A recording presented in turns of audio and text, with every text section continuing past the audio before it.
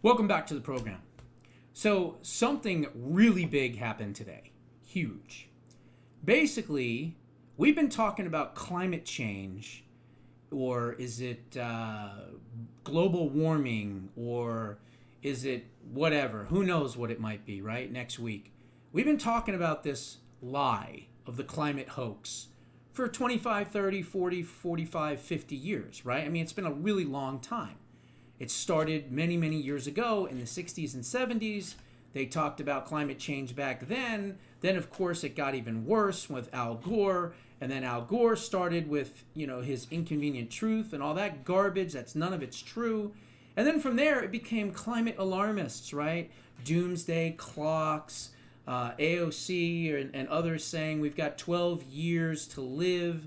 They did videos about all these horrific scenarios in the future where the planet's going to be destroyed and everything else. Well, I never bought into it. I know none of you ever bought into it. We knew it was the biggest hoax of all time, and we were called liars. We were called climate deniers.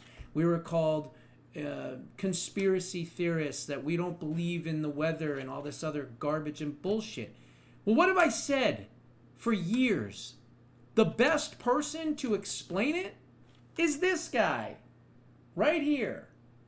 The planet is doing great. It's been here 4.5 billion years. Did you ever think about the arithmetic? Planet has been here 4.5 billion years. We've been here, what, 100,000? Maybe 200,000? And we've only been engaged in heavy industry for a little over 200 years. 200 years versus 4.5 billion. And we have the conceit to think that somehow we're a threat? That somehow we're going to put in jeopardy this beautiful little blue-green ball that's just a-floating around the sun? The planet has been through a lot worse than us. Been through all kinds of things worse than us. Been through earthquakes, volcanoes, plate tectonics, continental drift, solar flares, sunspots, magnetic storms, the magnetic reversal of the poles, hundreds of thousands of years of bombardment by comets and asteroids and meteors, worldwide floods, tidal waves, worldwide fires, erosion, cosmic rays, recurring ice ages, and we think some plastic bags and some aluminum cans are going to make a difference? There it is in a nutshell. Now, the reason I brought that up is, number one, it's a little bit of comic relief, and I love George Carlin, one of my favorite comedians of all time, but also because Bill Gates, of all people, has now said that the climate change thing is too alarming, and the whole doomsday view of climate change is absolute bullshit, basically, is what he said, okay? So, listen to this. Arguably, the world's most infamous billionaire climate alarmist has stunned the world today by adopting a surprising change of tone on so-called global warming and a setback to the green socialist movement. On Tuesday, Microsoft founder Bill Gates published a 17-page memo on his website stating that the doomsday clock and the doomsday scenario that has been pushed in the past by people like him and others and Al Gore is completely wrong. Then it goes on to say, there have been multiple attempts to fool the world into believing that the Earth is about to burn out thanks to fossil fuels. Now Gates praises the progress in lowering emissions and criticizes the most extreme climate alarmists for focusing, quote, too much on short-term emission goals. From Bill Gates himself. There's a doomsday view of climate change that goes like this. In a few decades, cataclysmic climate change will decimate civilization. The evidence is all around us, they say. Just look at all the heat waves and all the storms caused by the rise in global temperatures. Nothing matters more than limiting the rise of temperatures globally. Fortunately for all of us, this view is wrong. This is what he's saying. Although climate change will have serious consequences, particularly for people in the poorest of countries, it will not lead to humanity's demise, Bill Gates said. People will be able to live and thrive in most places on Earth for the foreseeable future. Emissions projections have gone down, and with the right policies and investments, Innovation will allow us to drive emissions down even further.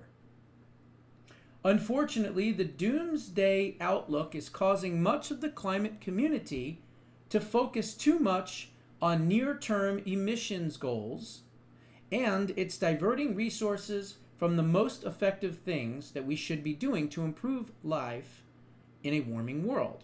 Now, again, the world's not necessarily warming.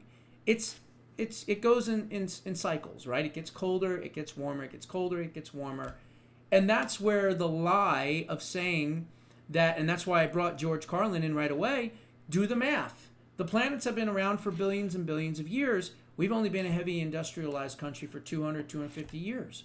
So we don't have enough impact on the Earth to cool it or heat it, is basically what he's saying and what I agree with.